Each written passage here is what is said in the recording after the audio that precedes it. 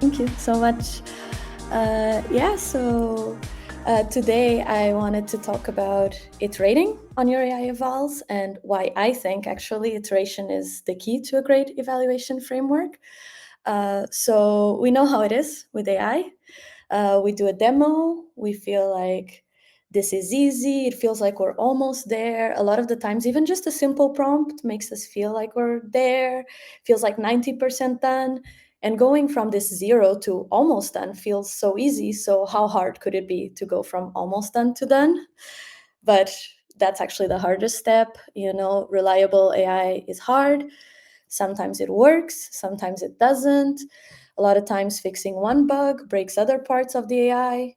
And when it fails, we don't really know where it is. And I'm preaching a bit to the choir here, but the solutions to evaluate, I think we can probably all agree a bit that we can't fix what we don't measure. And usually, the way I would go about it, and you probably go about it, is okay, we define what success looks like for our agent, we run it, we have some evaluation framework in place, we diagnose issues from the results, and then we improve the agent based on these results, and we sort of run on this loop. And of course, as we diagnose issues, as we evaluate results, maybe we're also going to change our definition of success. Maybe our AI agent changes based on the product, or sometimes it's its own behavior that makes us take a step back and think, wait, what does success actually look like? Yeah. And unfortunately, there's a lot that can go wrong here. This is not an easy thing, even though my scheme was quite simple. It can go wrong in terms of process. So we can end up just perfecting before testing. So we spend weeks crafting these evaluation, creating the evaluation framework before we even run them. There's a risk of using just vibes over some structure. If we feel it's good, is that enough? We can end up ignoring the framework. So, for example, we build it, we forget it, we never look at it again. So there's serves no purpose. And there's even the fourth one of giving up too soon. So, abandoning the framework before we even see some advantages from it because the results just don't feel right. Evaluation maybe says everything is good, all our scores are amazing, but the product experience is just not there. It can also go wrong in structural ways. Maybe there's some siloed ownership. The people evaluating are, for example, engineers, and product context is missing. It can also be that our evaluation data is a mess. It doesn't actually correspond to what could happen in the product. Maybe metrics are wrong. We could be looking at academic metrics, but we actually care about user satisfaction in a product. And then we can also end up with stale evaluation criteria. So, for example, we never revisit the evaluation, even as the product, the AI features evolve on their own. And then finally, it can also just go wrong strategically. So maybe there's an unclear iteration path. Okay, evaluation is done, scores are bad, what do we do next? Maybe we're over-indexing also on one score, and we're using this score as the guiding light instead of changing it. And maybe there's also no tie to product loop. So how important a metric actually is for the product and for the user experience is not reflected into the metrics that are being used in the AI agent evaluation. And the truth is, there's a lot that can go wrong, and none of these can really be avoided. And of course, we're going to make mistakes. I make mistakes all the time. Sometimes it's impossible to not make mistakes. So that's why I want to talk about iteration. So what does it actually mean to iterate on your evaluation? I think when we talk about iteration like this, most people would just think about iterating on the model. So it would be about, okay, evaluation results guide the prompt or model changes. So we use the low scores to tell us where to look, to try to understand why things fail. And then understanding these failures is actually what help us understand what the next steps on the model or the prompt could be. But for me, iterating on an evaluation is also iterating on metrics and on data? Is iterating on the evaluation framework itself?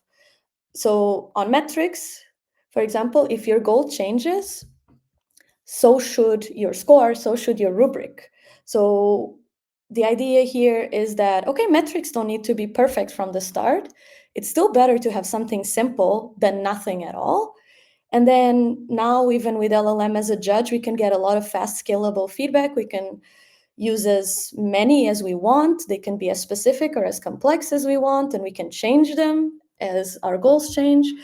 And then finally, even if we reach a point we have too many metrics, we can start weighing them, for example, in terms of importance, right? And so that's on the metric side. And then on the data side, we also need to change. We have probably collected a bunch of input, output examples to evaluate on. But when our goal changes, these examples also need to change. They can't just remain the same. So, and we can start as small as we want. 5, 10 examples can sometimes just be enough. And then eventually this can grow. We can include expected outputs or not. There's no reason we have to. A lot of the times it can be quite hard since LLMs are non-deterministic, and so that's okay too. And then, yeah, we should probably avoid synthetic data early on, but that doesn't mean we couldn't add it later. So our data, our examples that are getting evaluated on would change with time. So how would this look in practice? So I'm just going to share a bit of an example, but this will look different for every case. So for example, we could have at the early days. So this is maybe the time where you just want to ship something and you just need some sort of evaluation framework so you're not completely blind. So maybe you start with some small amount of high quality examples. They're manually curated by people that really know what they want the AI to do. Maybe there's some simple heuristics. They can be, a Python script that just checks, is this equal to the number I wanted it to output? Or it could be a simple LLM as a judge. The questions could be as simple as, is it addressing the user with the correct name? So just very, very simple. And maybe there's just a script, and the script returns some scores, runs this and returns some scores. That's it. So this would be the beginning. And then eventually, maybe you start feeling like, oh, now I can get a loop going. You'll eventually grow from a few examples to hundreds of real world examples. Now maybe you're grabbing some of these from production, actual examples of how users have used this AI agent or AI tool. Now you have a lot of LLMs as judge. Maybe the evaluation is not just one local script. Maybe it's running on CIs, getting scheduled, scores are getting tracked over time. Maybe now you're using Langsmith or building up fancier internal tooling. But the point is, at this point, maybe you feel, okay, evaluation serves a purpose. You can feel the feedback loop going, but maybe there's still a lot of manual processes in here. And then maybe one day you could reach something like an advanced system. So now you could have everything that maybe you could have thought of in the early days, but it wouldn't have made sense to implement it yet because you didn't know how your product was going to evolve. And this could include categorizing examples because maybe there are thousands now. Maybe there are humans in the loop.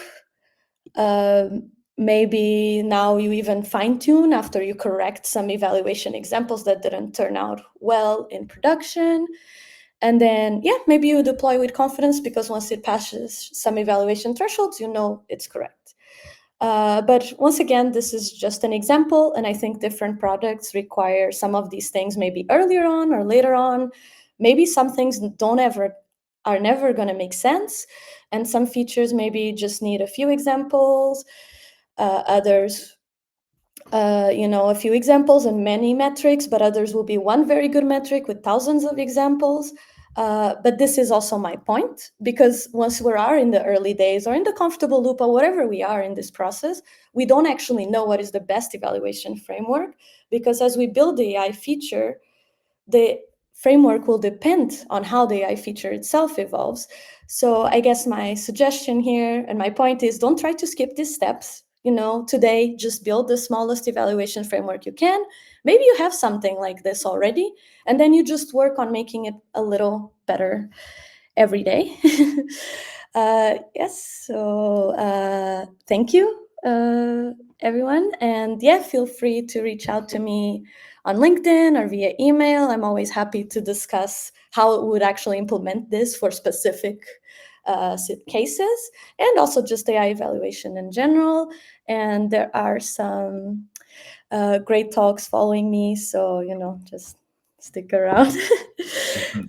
Awesome. I see you're here now. This was awesome. I really love, the sort of pathway you laid out, and it just reminds me of the old adage of crawl before you walk, before you run. And just so definitely love the ethos there.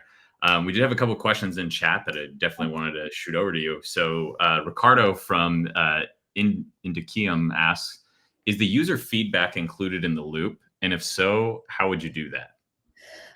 You could include it. So here, you can always have user feedback in your evaluation.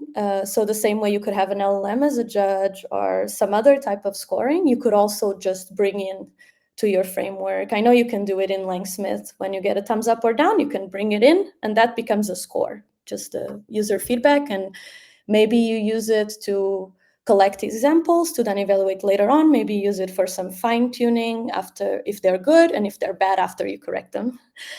So can fit in many different ways. Yeah. Awesome. And we had one more question.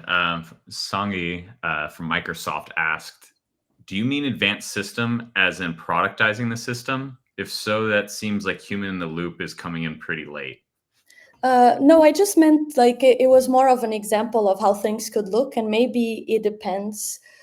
Yeah, I think it depends a bit on the situation, but for me, I just meant this is what an advanced system could look like for you. But yeah, I agree that maybe in some situations, human in the loop comes a bit too late. Yeah, I can agree with Cool. that. Maybe one more question, just from me, and from my own experience, like running evals. I noticed that like you kind of like had a little bullet point on like the early paths of like simple LLM as a judge. Do you run into issues where like the LLM as a judge is not like well calibrated to like human judgment early on? And if so, like, do you do anything to correct for that, or? Yeah, so there was a little bit of a point stuck in there. I think sometimes when people start with LLM as a judge, they just make it so complex, so it's so hard to calibrate. And that's why my example is like, does it address the user by the correct name? You really want your initial LLMs as a judge to be like ridiculously simple, but to actually translate what you really want to happen, it would be much harder to be like, here's all our style guidelines. Please do like score against our style guidelines. This is going to be like so much harder to deal with at the beginning. Yeah, totally. Awesome. Well, thank you so much for your time. This was an excellent talk. Very excited. I'm going to connect with you and love to chat more. Just being, With that being said, we're going to send you off and bring on our next speaker. Thank you. Bye.